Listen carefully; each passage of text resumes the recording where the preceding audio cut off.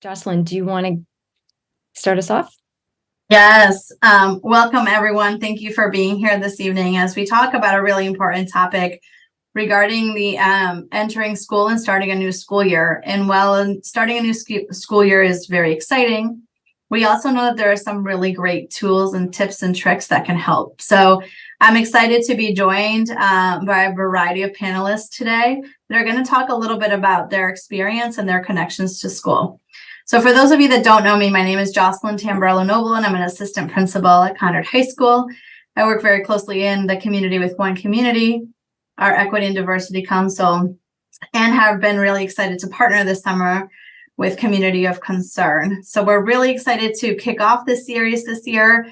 And I want to thank Rebecca for all of her work and all of her great ideas, as she has been my thought partner as we continue to think about how we best support students in West Hartford Public Schools.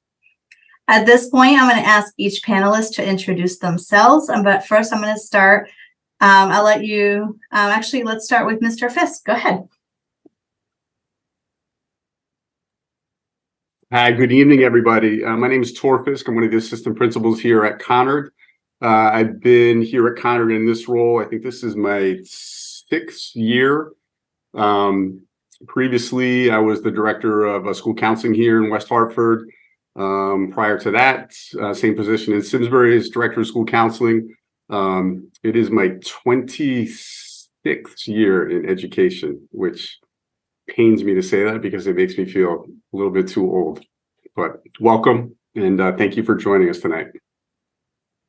Thank you, Mr. Fisk. Ms. Lewis? Hi, everyone. I'm Rebecca Lewis. I'm a 8th grade history teacher at Sedgwick Middle School, as well as the head boys soccer coach at Conard. This is my 9th year in West Hartford. I've taught at KP, Conard, and Sedgwick, and I'm also very involved in our Equity and Diversity Council at the district level. Wonderful. Thank you, Ms. Lewis. We're also really excited to have 2 of our young colleagues with us and advisors to our work. So I'm going to have Isabella introduce herself. Hi, I'm Isabella. I'm an incoming sophomore, so I was a freshman last year, and I went to Sedgwick Middle School, and now I go to Conard. Thank you, Isabella. And Zoe? Hi, I'm Zoe. I'm an 8th grader at KP Middle School. Thank you, Zoe. And last but not least, Rebecca. Hello, my name is Rebecca Seaton, and I'm a parent of 2 seniors at Conard and a college sophomore.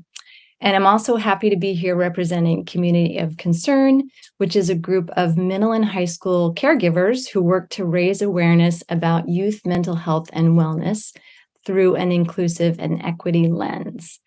And I'm going to just pop in the chat our website so you can take a look at that if you want. I'm also really happy to be partnering here with West Hartford Public Schools, and working with Jocelyn has been amazing. And I'm so happy to have these wonderful educators sharing their time, information, and advice during a very busy time for them. And also, it is so important to have the inclusion of student perspectives. So great to have Zoe and Isabella here too. Thank you, Rebecca. I'm going to ask each of our panelists. We're going to start with Mr. Fisk and just think about, what are your hopes for this school year? My hopes for this school year, I think, is continuing to move as far away from how we all felt in the pandemic, getting as far away from that as possible. Each year is a step out of that place. I think, as with most things in life, for as long as it took to get into something, it probably takes equally as long to work your way out. And each year since kind of 2021 has been progressively better in any number of ways. And I think, you and I, Jocelyn, both have high school students in our respective homes. We can see that in our own kids. And I hope that continues for all students and for staff and for parents this coming year, taking another step forward. Thank you, Mr. Fisk. Isabella? My hope for the new school year is just to, get by and get good grades. Also, same with Mr. Fisk, is to just be a little more joyful. The pandemic kind of took a toll on people's mental health, so hopefully all mental health goes really well. Great, thank you. Zoe? My hope for the school year is to limit my screen time and try to organize my work habits a bit better. That's wonderful, Zoe. And we'll be talking a little bit about that later. So great cue up for us. Thanks. Ms. Lewis? My hope for this school year is to help really create a sense of belonging for everyone within our community, from students to teachers and faculty, as well as our parents and community members. And I think it really goes along with what Tor and Bella were saying as well, of COVID really isolated many of us. And so to create a sense of true belonging where we all feel and know that we have a space to be our true selves. I love that. So we're working a lot on creating spaces of belongings for all of our students. So thank you for queuing us up and reminding us that. And as we continue, I'm going to ask some questions. We're going to start with our middle school group. So it'll go from Zoe to Miss Lewis, then to Mr. Fisk and Isabella. So the first question is, what recommendations do you have for students and parents and caregivers to get ready for the school year? One thing that I have is to not stress about your work. And it may seem like a lot at first, but teachers will never give you too much work that they don't think that you will be able to handle.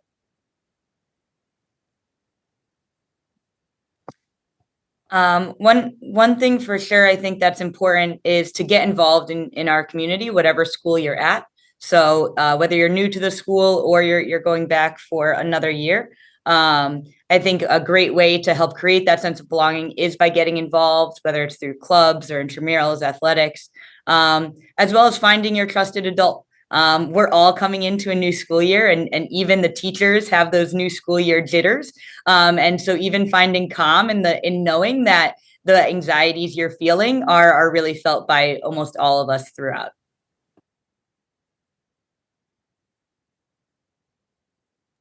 Wonderful. And to our high school group, Isabella? One thing that I think is super important is the exact same thing Miss Lewis said, is... Sorry, I thought I was... Sorry about that. But it's the same exact thing Miss Lewis said, that to get involved in clubs or sports, especially if there's tryouts, you can meet people who have the same interest as you beforehand of high school, or mostly high school. And also that when you transition into high school, it's the same as transitioning from elementary school to middle school. If you did that, there's really nothing to worry about. Great. Mr. Fisk? Tough going last. Everybody else is saying such good things, but I think just to reiterate what Becca said, that everyone is nervous about every school year, whether you're a freshman to the high school, whether you're a 25-year veteran teacher. Jocelyn, I don't think you and I have slept in 2 weeks because our mind is racing with 100 different things. So I think every new student thinks it's only them. It's not. It's everyone. And hopefully there's comfort in knowing that everybody's sharing the same anxious feelings about the school year, but a certain amount of anxiety is good. If you're a new person to the high school, the newness is good. High school is a great chance to have a fresh start. What happened in middle school doesn't matter. The bad things, if there were in fact difficult things in the middle school for you, you get to hit a reset button. High school is a great time to explore and try new things. And I think to reiterate the point that the panelists have made about, working to make a connection while you explore different things, whether that's to a coach, whether that's to a music teacher, whether that's to an art teacher, whether that's to a club leader. So you can start to kind of know who your people are. And as Becca described them, as your trusted adults in the building that will serve as your team to help you along the way. Those are such great thoughts. And we're going to dive more deeply into a lot of the things that were mentioned as we go through this program. One of the things I would suggest is to have family conversations at home and think about the routines of what it's going to look like as school starts and whether they'll be different or similar to last year. Maybe start putting them into place on Monday ahead of Wednesday. And the other thing we're doing at my house is talking broadly about what everyone hopes to get out of the school year. And that's kids and grownups. So those are fun conversations to have. So I'm going to go into some questions for all these amazing people with great advice. And starting out, just one way to decrease stress around transitions and going back to school is to be prepared. So with school starting next week, we had some planning tools and places to get information and answers to questions that you might have. Jocelyn, would you start us off?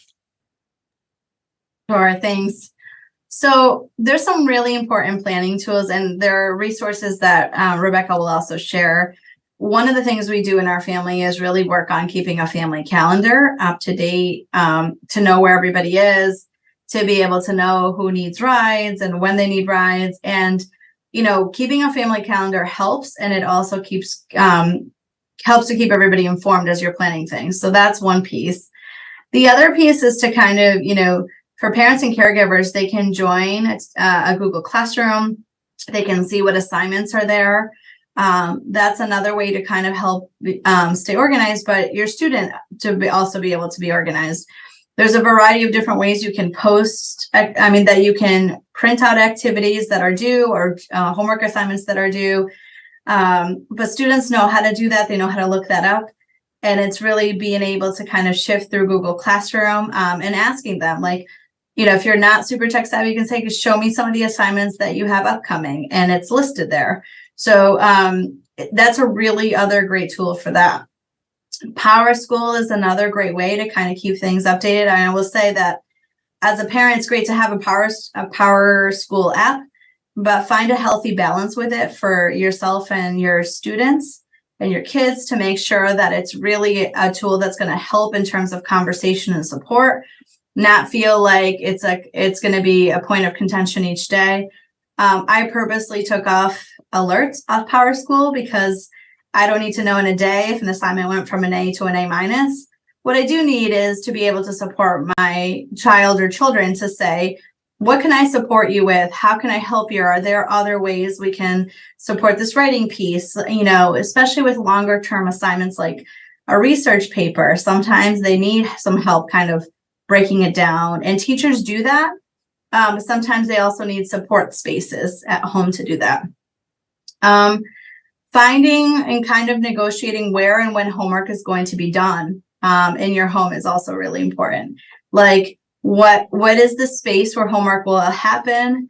And then how are you limit electronics related to that? So, if your child is doing homework, can they have a phone? Can they not have a phone? What are the agreements you're making as a family? So making sure you're having those conversations and having those conversations now to set a structure, like Rebecca said, before school starts, because once school starts, it's really busy. So it's important to set some structures ahead of time. That way, everybody kind of gets into the mode and the routine of this is what we're all agreeing to. Thanks. Great list. I'm just typing it out. I'm going to put this in the chat for everyone, but just so the attendees know, we're going to send you follow-up email with all these resources. So, and the recording. So if you feel like I can't get all this down, don't worry about it. We will make sure that you get it after this. So anyone else want to chime in about planning tools. That was such a good list. Anyone in the middle school? I can jump in with some middle school specific pieces. And Jocelyn just spoke about Power School. And if we have any families out there listening and watching, I know as sixth grade families, Power School is something that is very new. And it really can be a resource to help keep you in touch with what is going on. But as Jocelyn said, you don't necessarily need the every single day update every time a grade is put in. At the middle school level, you are in a team system, and each team has a homework calendar. So this is another support that's given at the middle school level to help keep students organized, so they can, if they forgot to write down the homework in their agenda or whatever organization system they use, they're able to go online at home to a shared Google Calendar where each teacher from that team has their homework listed. And the other thing I just want to reemphasize that Jocelyn mentioned is in Google Classroom, and this is great for both students and caregivers, is there's a to-do list tab. So all teachers use Google Classroom, and they'll put assignments on there with due dates. And Google Classroom will automatically make a to-do list tab of what you need to do with dates associated with it. So those are two really helpful tools to help keep your student organized. Great. How about the students? Zoe and Isabella, is there anything you like to highlight that you use? I would say Google Classroom, when teachers post, there's always like, you could just see like, oh, math underneath it. It's like 3 to 4 pages of whatever. But another thing is just getting an agenda and writing down your homework for each day really helps.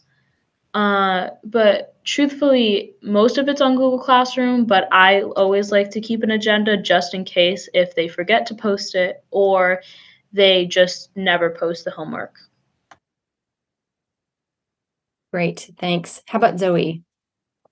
I also use the Google Classroom to-do list, and I set my notification so that it will tell me if there is a assignment that maybe I forgot to do that is due like the next day.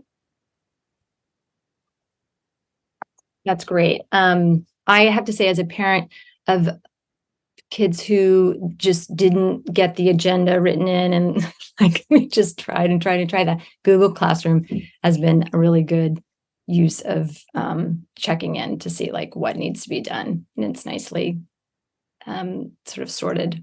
So that's good. Thank you. Those are great. I'm just excited about this big list. We've got family and school calendars, the Google Classroom, the Power School.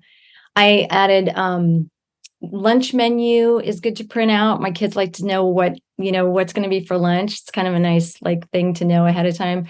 Bus schedules, that's the other thing that we've been talking about. And then the school websites are really good to look at for information. And then I have to put a plug in for PTO communication. So people, families are on the PTO newsletters. Those are really helpful. Tori, you had your hand up. Yeah, I would just add for the incoming freshmen to our building to make sure you come to orientation. A lot of the communications that you've gotten so far and a lot of the pieces that have just been described now will kind of come to life a little bit more at orientation, and then for the students to be able to kind of see the physical spaces and locate where their classes are just allows you to kind of mentally prepare okay, I can do this. The school's not so big, and kind of map out where they're going to be the first several days of school. I think that helps a lot too. Excellent. Great. Okay. We're going to switch gears and talk about building relationships with school staff, which I think has been mentioned a little bit, but let's talk a little more. This is essential, right, to create positive school engagement for students and caregivers. And when kids moved into high school or middle and high school, and they become more independent, we caregivers are told to encourage children to find someone at school that is your go-to person, for reassurance and if you have concerns and even just questions. But it's hard to know exactly how do I encourage my student to do that, and what if they're not, someone who is, outgoing or confident and like knows how to make those connections. So, and also caregivers need go-to people too. So I just want to know from you all, who can those people be, and how do students and caregivers go about connecting with people? Rebecca, could you talk about this for middle school first?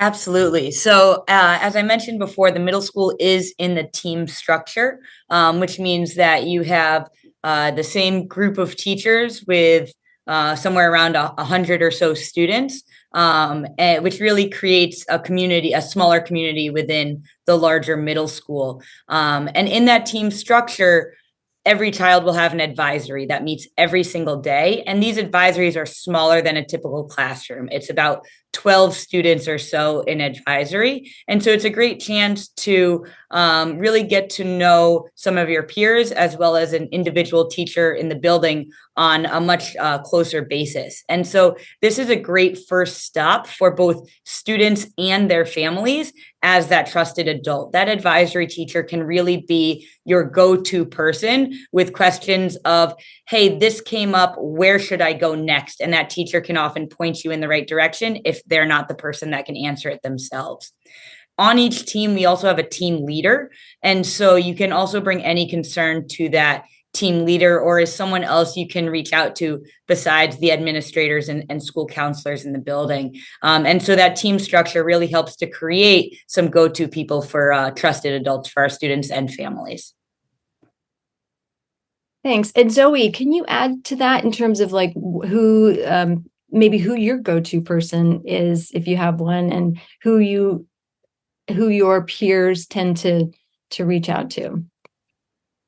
Me and my friends often go to a counselor who can just help us with really anything that we need. It could be like a social problem, an academical problem, or if we have like a problem with our organization, we can just go there.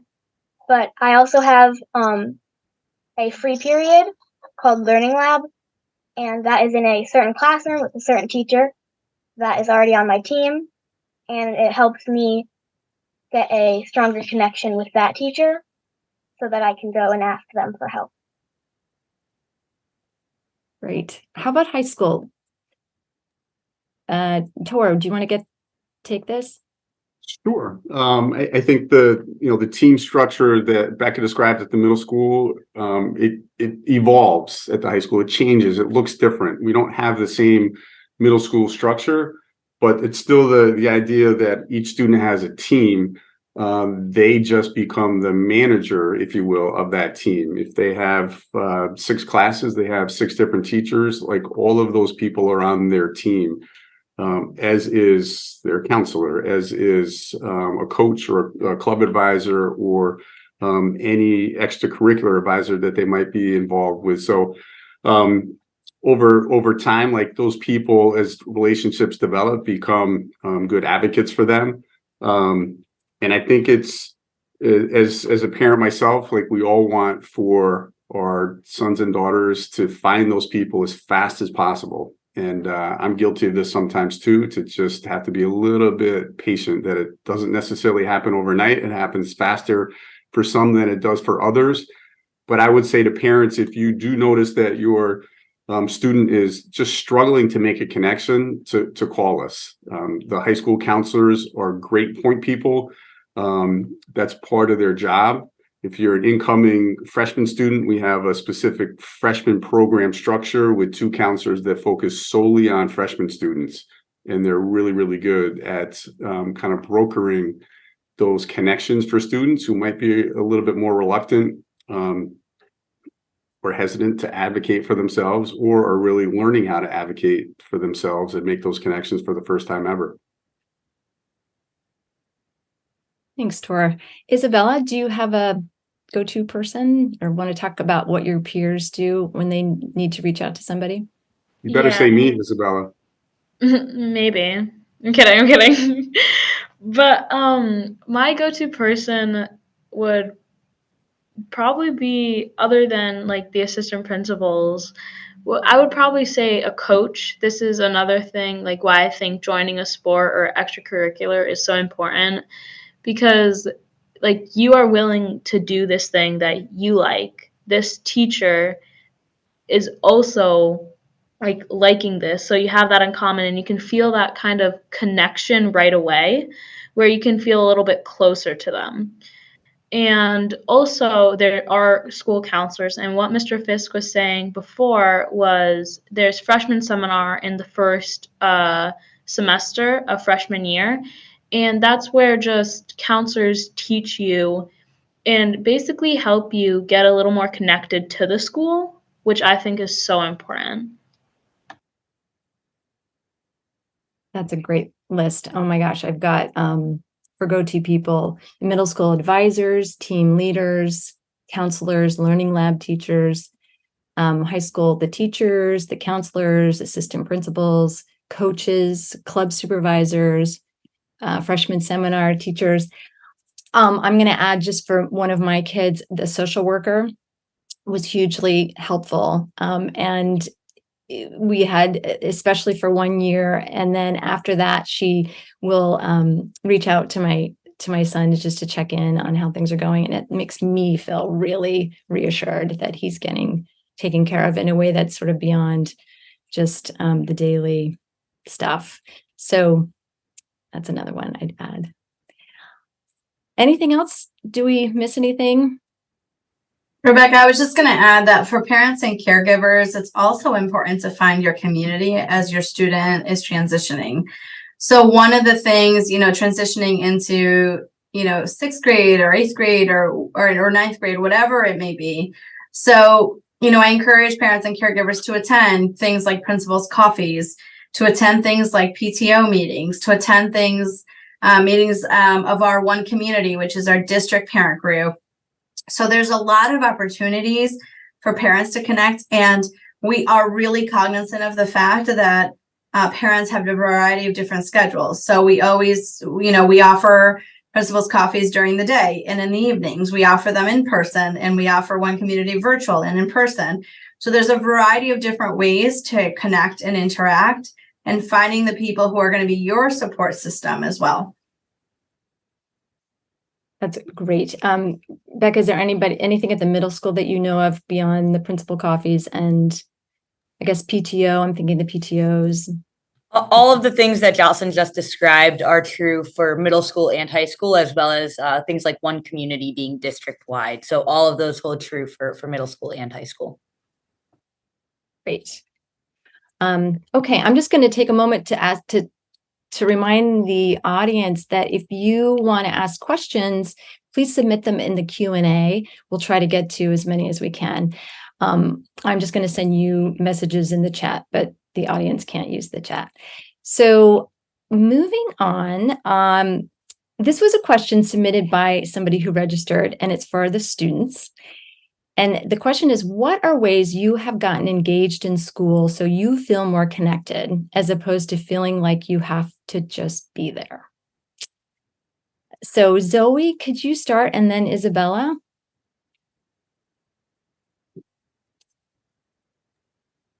So a way that I like to get engaged is to join a club, definitely. In 6th grade, I joined a lot of after-school clubs. In 7th grade, I joined a couple more, and we actually have a school musical at our school, which I joined, and it was a good way to have a little bit of like fun after school and meet a lot of new people.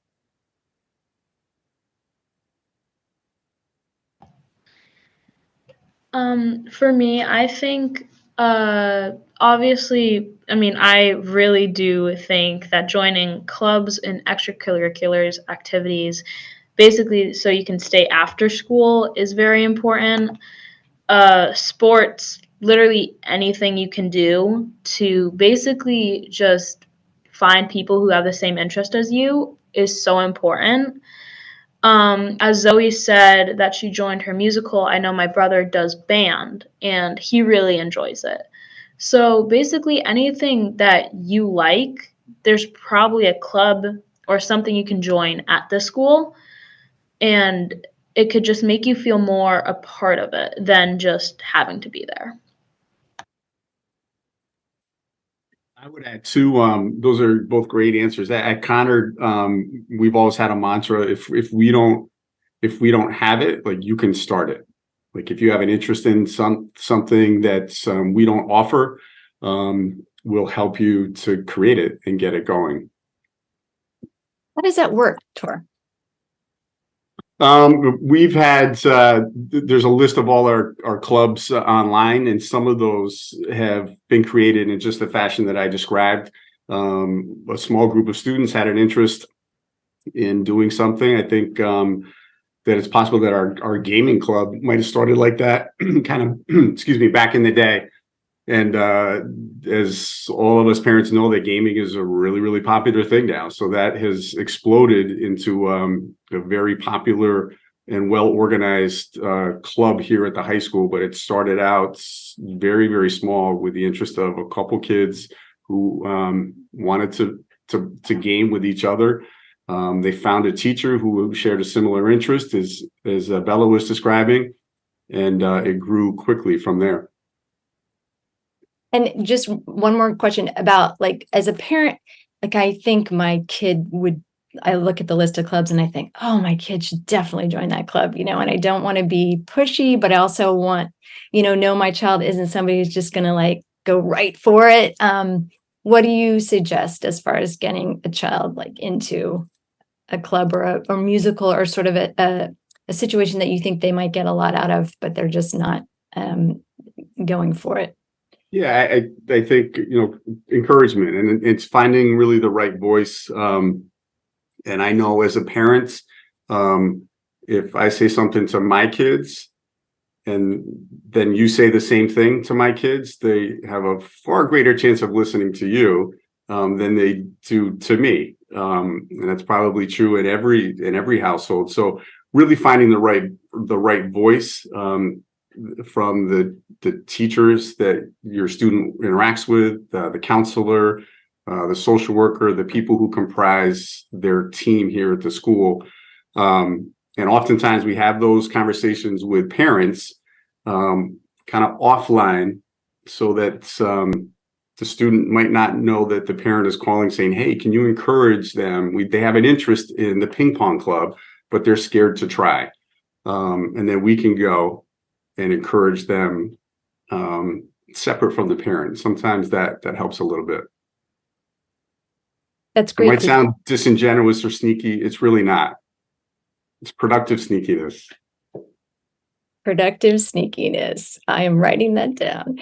No, I think that's really great, because I think that again, with the independence that's encouraged in starting in middle school and then in high school, I think parents sometimes feel like, well, should I, how much should I nudge here? But like being, told like it's okay to, go around and maybe have a chat with a teacher or somebody who could encourage my child to go for it. I think that's helpful advice.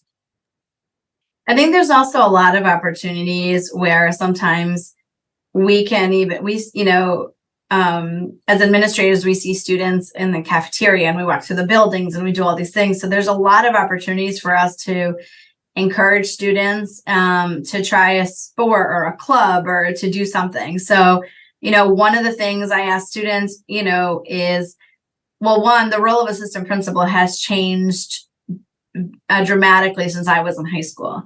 A lot of our work is around engagement and connection with students and really working with them to find the best version of themselves.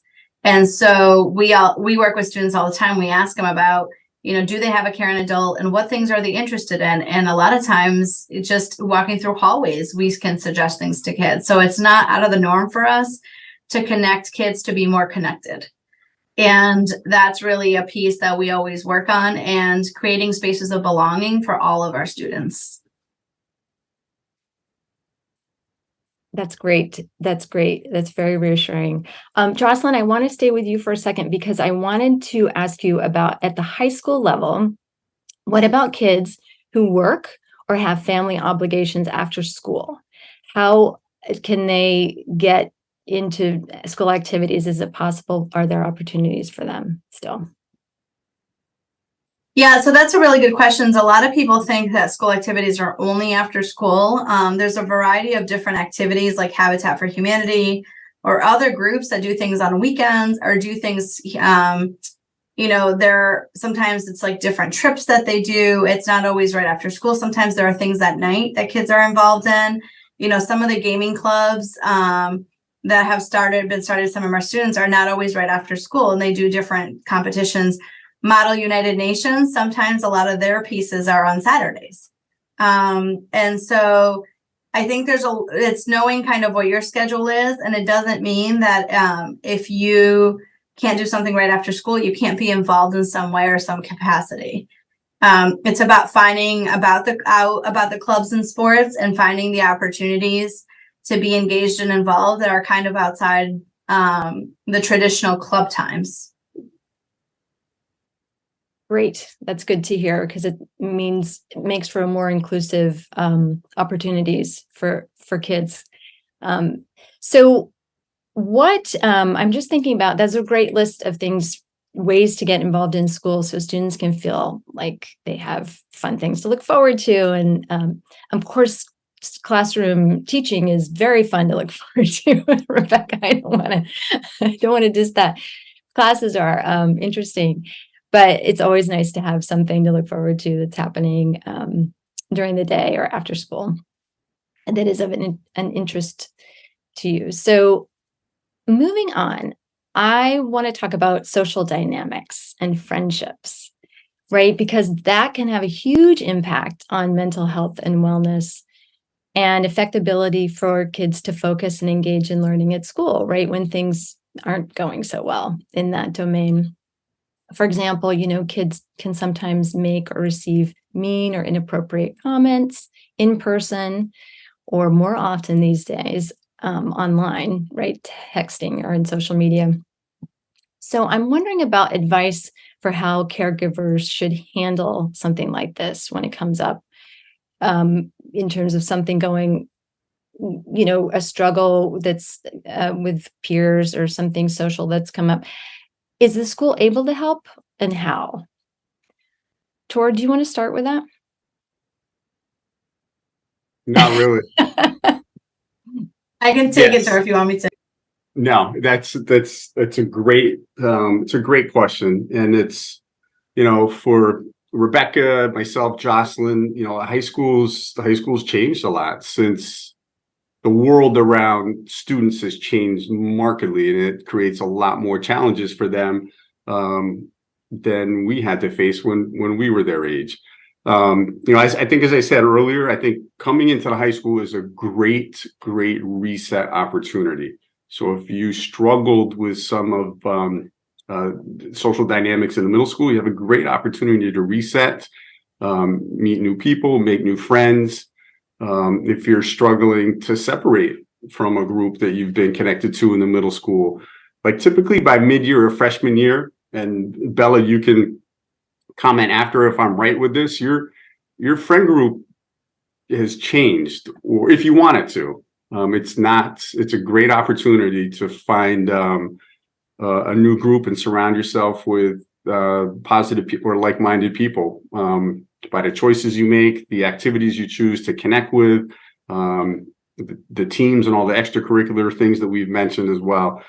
I think, for every teenager, it's their years of drastic change, physical change, mental change, emotional change, figuring out who you are, but throughout all of that, like kind of being true to yourself and your values. I think we all kind of dress to impress, so to speak, but I hate it when kids act or choose to impress, because typically they're trying too hard to fit in, and all too often poor choices go along with that. So it's okay to dress to impress, but make choices and choose actions that are aligned with your values, regardless if that's going against kind of the group or what's popular. With social media, Becca, you and I have had how many conversations over the years, and you've heard me say that I wish that kids had to kind of pass a test similar to a driver's license before they could get a cell phone. I would love for that to happen, but it's never going to be the case. I think obviously that's an individual family decision. Every house is different, every student's different.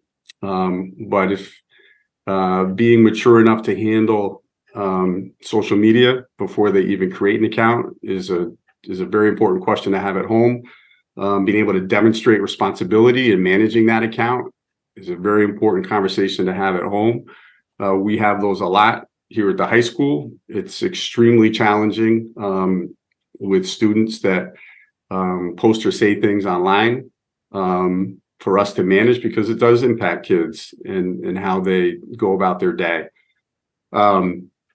We advise kids, don't say or post anything that you wouldn't say to the person if were sitting right in the room. That's, what you post is out there forever, even if they think it goes away through whatever app they're using. It really doesn't. And along the lines, like, that can hurt people as they leave Connor to move into the real world. Colleges look at that. That does impact their admissions decisions, whether our students believe that or not. That is the case. Like, they are scanning social media to see that people can demonstrate good use of that. Employers do the same thing.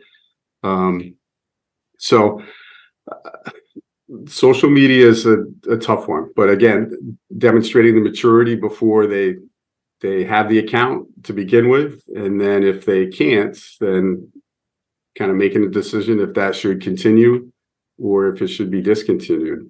We give our best advice to students along the way, but we also don't pay for their device or their phone service, so we can't shut it off. That was well said. Yeah, there's a lot there that's good to think about. I know this is a big topic, and it comes up for everything. And just as a plug, we are going to have an event in November that talks in more detail about tech and social media for parents. So stay tuned. But who else wants to chime in on this? How about students? I think it's very important for friendships, like, just not on social media, but let's just say you have a friend who you're concerned about or is doing something that you don't like. It's so important to talk to them first instead of going straight to the assistant principal or principal. And I just think it is so important because, obviously I know that the assistant principals are very busy. And I'm not saying that this is not your issue with your friend is not important, but if you can resolve it by yourself, you should. If it's a simple, hey, I don't like what you're calling me, like a nickname or something that you don't like, it can be an easy fix. But of course, if that friend is fighting you about it and making a big deal, that's when you go to an assistant principal where you've tried to help them or you tried to help yourself and it didn't work. Thanks, Isabella. And what about at the middle school level for younger kids? What would you say, Rebecca, about friendships and social dynamics when things get tough? Yeah, at the middle school, I think you really see a lot of friendship dynamics changing, maybe even faster than they do at the high school at times.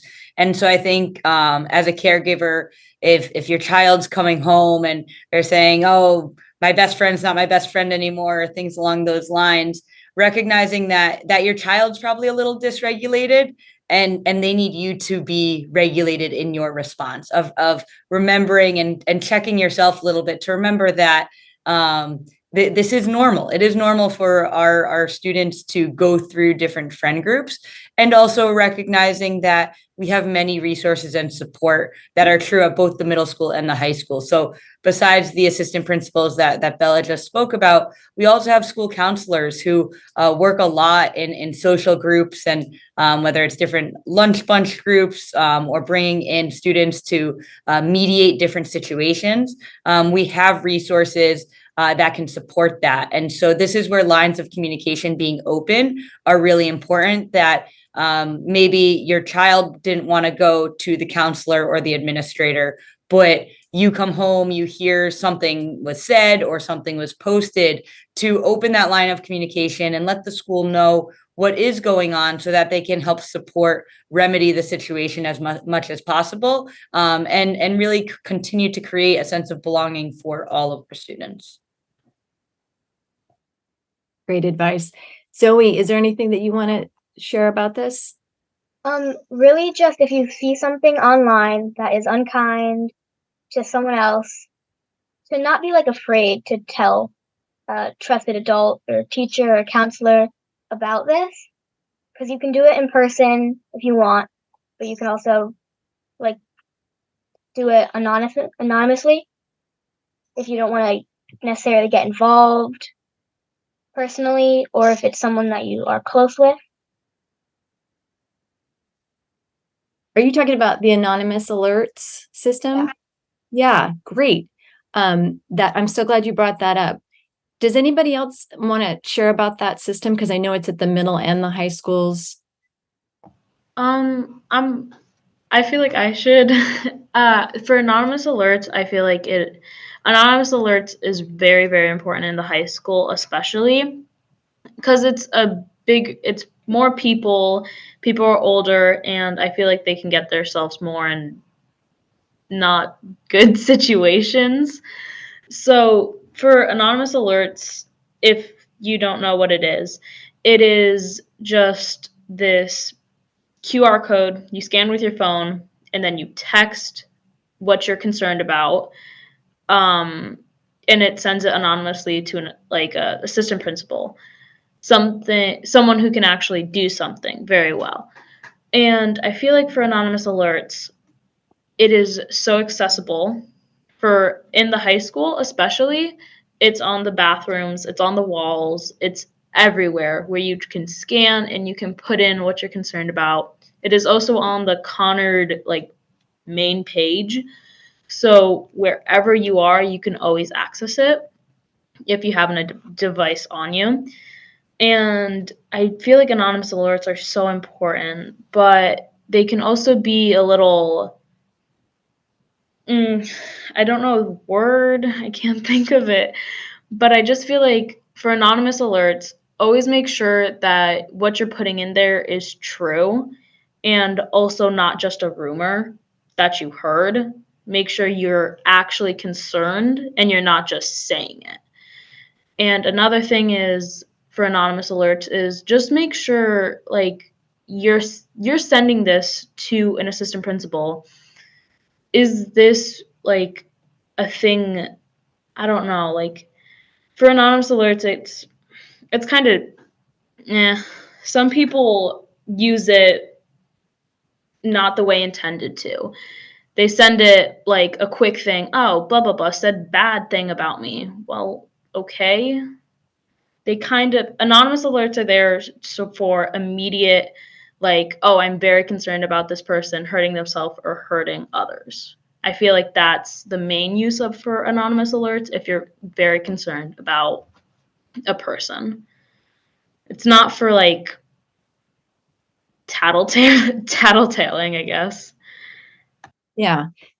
Thanks, Isabella, for making that distinction, right? Because, and you had said earlier about how it's good at the high school level, especially in middle school too, when you can try to work conflicts out between peers yourselves, but if there is something that rises to the level that's not okay and just isn't going away, or is somebody who's being not safe with themselves or others, that's the time for an anonymous alert, or to reach out to somebody at school for help. As a parent, I know that parents can use the anonymous alert system too. So I think that's helpful when sometimes if your child tells you something about another child that you're just not sure what to do with, I think that can be useful to feel like that you've taken a step to help someone. Anything else on that? that was a really good discussion about friendships and kind of dealing with when things get hard, part of life. So we are going to do one kind of last prepared question. It's in terms of thinking about the transition back to school. We've been talking a lot about that, but in the coming months, taking care of mental health and wellness is really important for students and caregivers and staff, everybody. And it would be great to hear about any resources and programs that are integrated into what the kids are learning and doing at school. So, Rebecca, would you start at the middle school level and talk about that? Absolutely. So at the middle school level, as I mentioned before, they have advisory every day. And on Wednesdays, we have an extended advisory. So a little bit of a longer period of time, somewhere between 25 and 30 minutes, where we have lessons for students around different social emotional topics and general mental health. And so this is an area where all students in all grades in middle school have different lessons, tools, resources that are shared with them. It's an opportunity for discussion around different mental health topics, and a chance to have some age-specific learning for those students, as well as many teachers embed different SEL skills throughout their classroom. So this could look in a variety of ways. One of them is there are some teachers that will do a mindful minute as they start their class. And so this is really helpful because middle school students have 9 periods in a day. And so they're bouncing from one classroom to the next every 43 minutes or so. And so it's helpful to recenter them, refocus them into what the next intention is. And this is just one of the ways that teachers will use different SEL strategies to really embed our mental health and wellness into everything we do at the middle school. That is great to know. Zoe, can you add something that has helped you or that you know about at the school? At my school, we have a lunch group, which is where you go to a certain counselor at either lunchtime or a free period, and you can sign up for getting different types of help. So if you need help with mental health or anxiety, like organization skills, you can go there either by yourself or with a group, and you can talk about it in like a fun, not stressful way. And you can just get help from not just the counselor, but also from your peers. That sounds wonderful. I hope that's happening at all of the middle schools. Sometimes you hear about something and you don't know, but I know schools are talking amongst themselves to share best practices too. So that is a great thing about our district. So what about at the high school level? What's going on at the high school level to work on mental health in terms of the kids' day-to-day or as needed? I think that when you said like mental health and working on it, for freshmen, I mentioned this before, there's freshman seminar for the first semester, and that basically just talks about everything you need to know for high school, like phone usage and what do you do if there's like a bully, and also it helps with like if you are feeling down, what do you do? That also goes with wellness. In the high school, there's units, there's a lot of like depression and anxiety and mental health and how you can help with that. So it's basically just embedded in my freshman year. I just learned all about it. And I feel like that's just so important for, at least I came into freshman year and I didn't have any problem with it, but I can certainly see some people feeling like nervous about this year. And just the first day, everybody's talking about, well, if you're nervous, you can do this. If you have anxiety, and it just helps so much. That's great to hear. Jocelyn, do you want to add anything to that?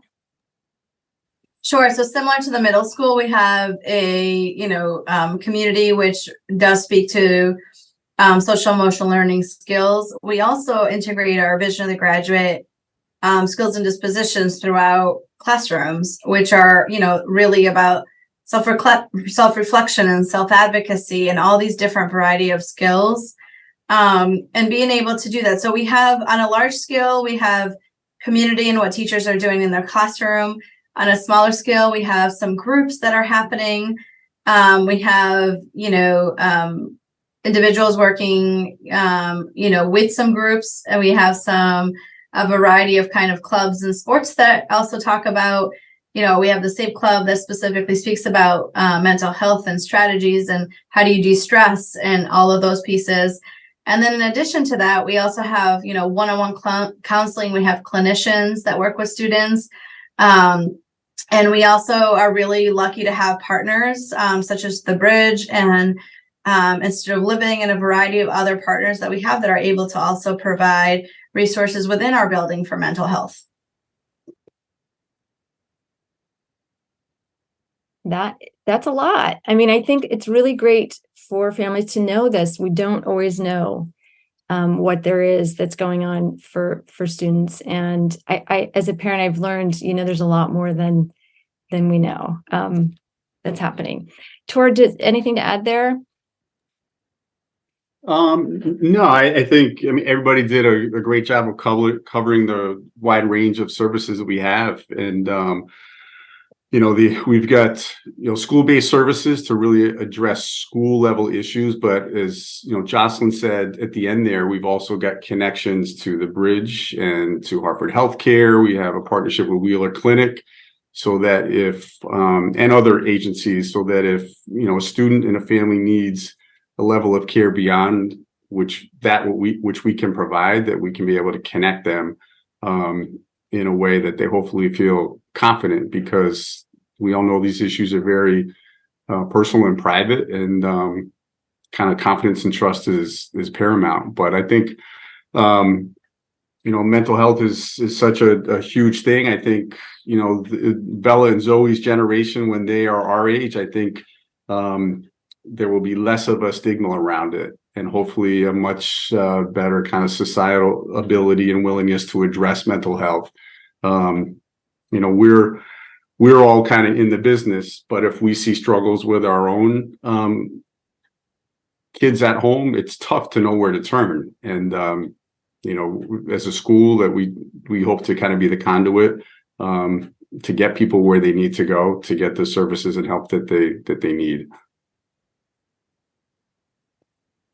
Absolutely. And don't be afraid to, if you are having a concern, especially around mental health, reach out to the school counselor, because it's a little bit easier to navigate as you're starting to see any signs, that we can help support the students, and then being able to work with them and figure out kind of the best plan for them in terms of support. Excellent. That's a good note to end on. We had a couple more questions that were submitted, but I don't think we're going to have time for them. So just to be continued, we're going to have more of these events coming up. I do want to put in the chat just a quick feedback survey link. If folks who attended live can fill that out, we'd love to have your feedback. It's very short. And also, just really quick, I'm going to put in some of the other topics that we're planning on covering for our series over this year. And then I would love to ask if anybody has one more thing to say, just like a last piece of advice before we wrap up.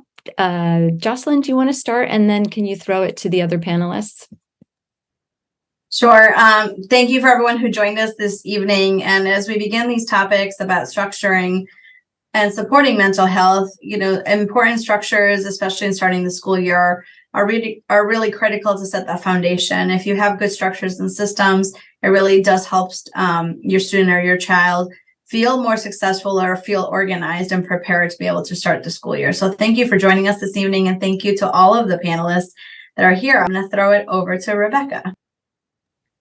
Thank you, Jocelyn. I think the note I'd want to leave families with is that we as educators throughout all of West Hartford schools are really looking to partner with families, and all of the educators throughout the building have the same goal that we want each and every one of your children to be successful, and we want to do whatever we can to help with that success. And the best way to do that is when those lines of communication are open and we really are approaching those goals together as partners.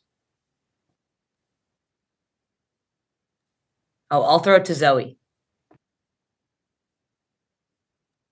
My last thing to say is that to really just be yourself and don't try to be someone you're not just to like fit in with a group or just because you think that it'll make you like more popular or something. And also never be afraid to ask a teacher for help or ask a teacher a question because like there's like no such thing as a stupid question. So they will always help you no matter what.